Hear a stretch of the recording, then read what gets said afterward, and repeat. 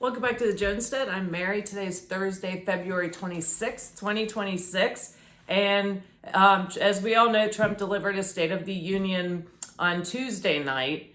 And there's some things I liked about it, some things I didn't like about it. And what I did like is he didn't make it all about him. And he did a lot of acknowledgments. And he did focus more on the domestic issues. But overall, I feel like this is a different Trump than the first term, and where it was about the forgotten men and women of the United States. And it seems like this term has been very different, very focused on big tech, very focused on other countries, and unfortunately wars. But anyway, what I did like, because I'm not going to just poo-poo it, is I like his continued commitment to secure the border and to deport illegals, and he has a lot of headwinds constantly in his way.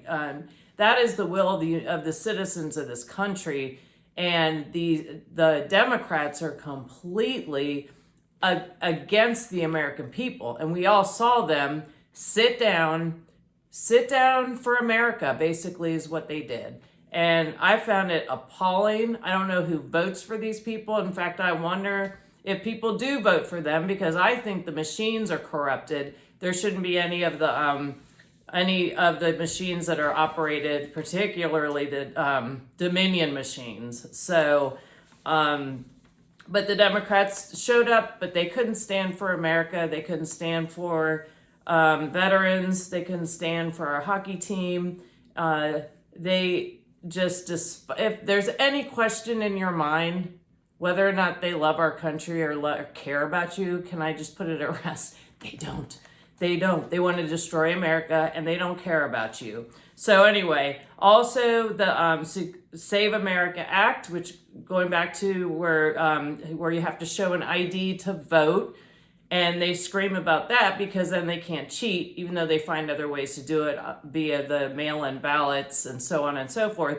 But they squawk about how unfair it is that anyone has to show an ID to vote, yet Mamdani wanted to hire snow shovelers, but they had to show all kinds of forms of ID in order to be paid to shovel snow. So go figure that one.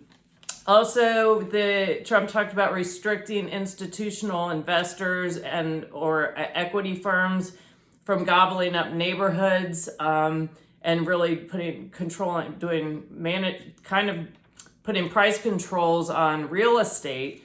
And I think there are some ways to control that, because a lot of neighborhoods that have HOAs limit the number of homes that can be rentals. So, for example, BlackRock comes in and buys a whole neighborhood. They can only, unless they fire their HOA, and then they bring on all new rules.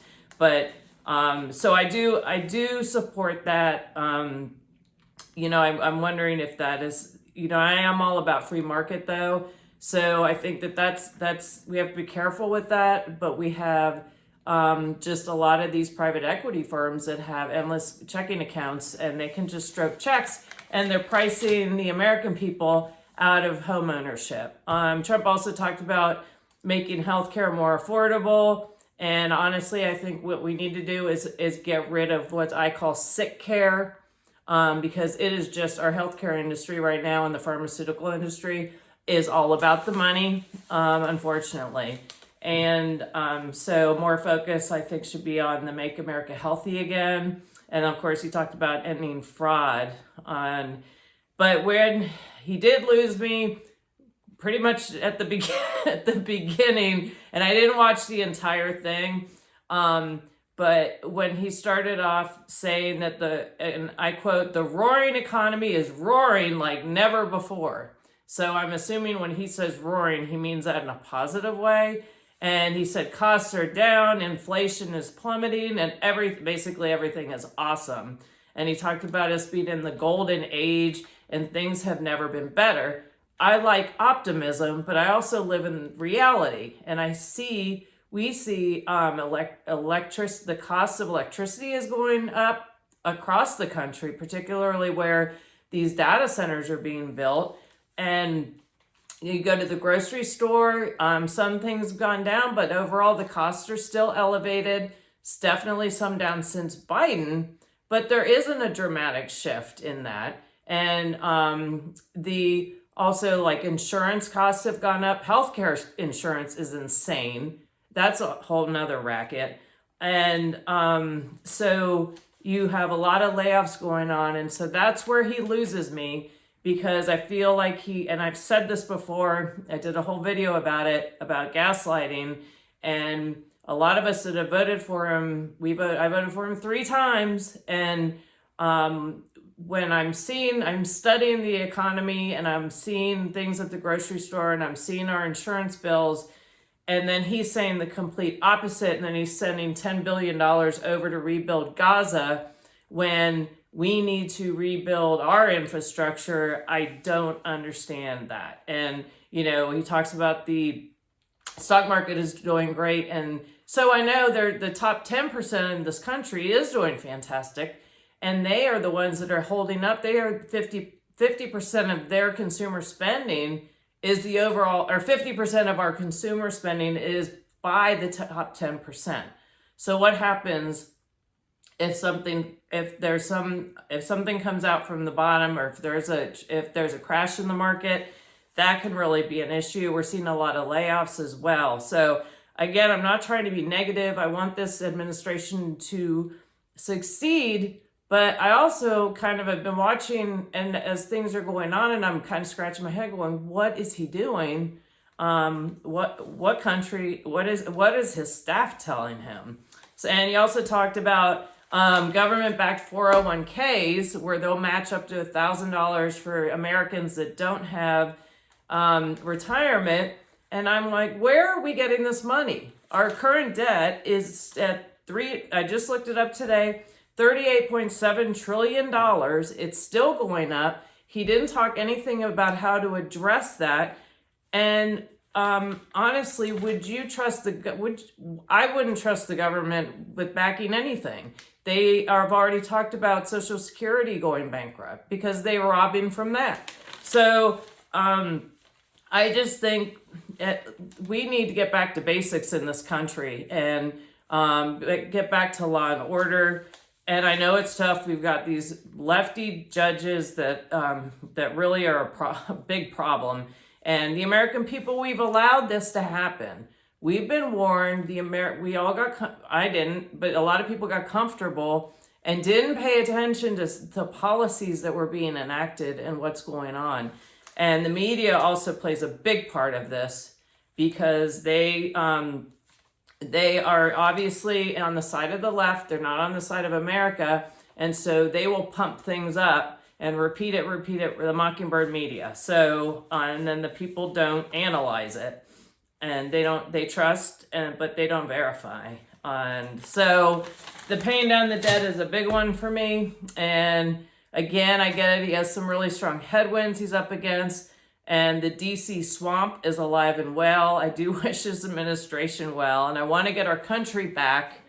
And the only way we can do that is to stand our ground and to stand up for the Constitution. And we need to get rid of the communists, the socialists, and the Marxists. Speaking of which, my governor, Abigail Spanberger, delivered the response last night, and she was saying how Trump, it's his fault for the lack of affordability. And meanwhile, her administration has come in and they're literally taxing everything, whether it moves or it doesn't move. If you're a dog groomer, you're going to get taxed. If you are an Uber driver, you're going to get taxed. I mean, it is insane.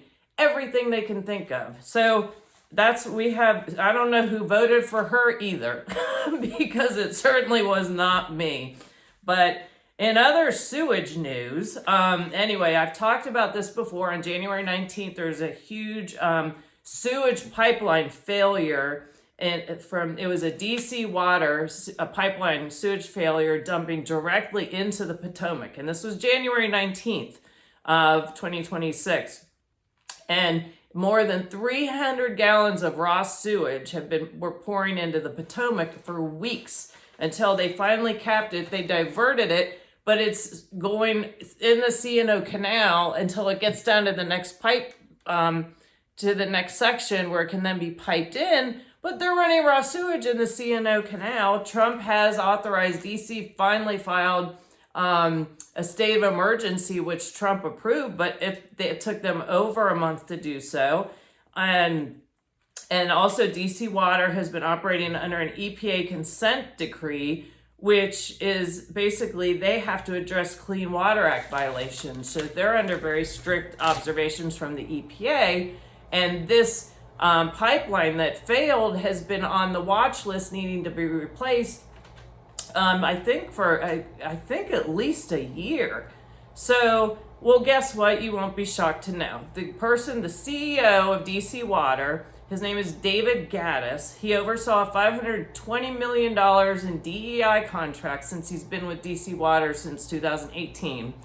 His focus was equity and inclusion. He spent 2 years purging all the experienced executives, replacing them with, as he said, people of color, men and women. He literally said he was very proud of getting rid of the experienced white executives. My thing, I don't care what color you are. I want somebody competent doing the job. This guy obviously is not competent. So heaven knows whoever he brought in certainly wasn't more competent than he was. And this won't shock you. Before going to DC Water in 2018, Gaddis served as an executive president of Veolia North America and Veolia Water Indianapolis. Flint, Michigan hired him for his quote-unquote technical expertise, later filed a class action lawsuit against him and the company. And the lawsuit, his company ended up paying out, let me see here.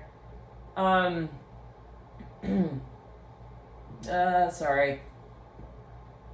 Oh, I believe it was 70, DC Water. Anyway, he ended up paying out, I believe his company was $79 million to the citizens of Flint, Michigan, that Flint had hired him for his expertise. Then he evaluated the water and lied to them about the quality of the water because there were concerns the water smelled, it was discolored, there was a severe lead issue in it, and he claimed it was just fine. And so that's the kind of character and quality that DC Water leadership is operating under. So again, there needs to be accountability, and these people are not serious people. They're in it for themselves, they're in it for the money, and we're footing the bill for it. And of course now, our governor has been very slow to respond because the poop has been flowing down the Potomac before it was capped off, and they've been calling it the Poop-tomac. But this is inexcusable. There aren't these people, heaven forbid, you use a gas lawnmower, and Abigail wanted to ban those too, by the way. So, but they let stuff like this go, and they spend money on all kinds of other nonsense. And finally, Trump's coming in. Of course, they're criticizing him for taking too long when it's their fault. And hopefully this will get resolved. But they're warning people, basically the E. coli levels are very high, so they're banning recreational activities or discouraging it. So I'll continue to keep an eye on that. And I did a video about it when it first came out. So if you want more details, I'll link that below. And I thank you all for watching. And also I just want to mention in the last week, I've attended 2 funerals. And so it reminds you always to don't take anyone for granted, but also don't take any day for granted, because and also make sure you know where you're going, you have everything right with God, and that you so that you spiritually are set and confident in that. But anyway, thank you all for watching. I do appreciate it. Please like, subscribe, and share, and I look forward to talking to you again soon. Have a great day.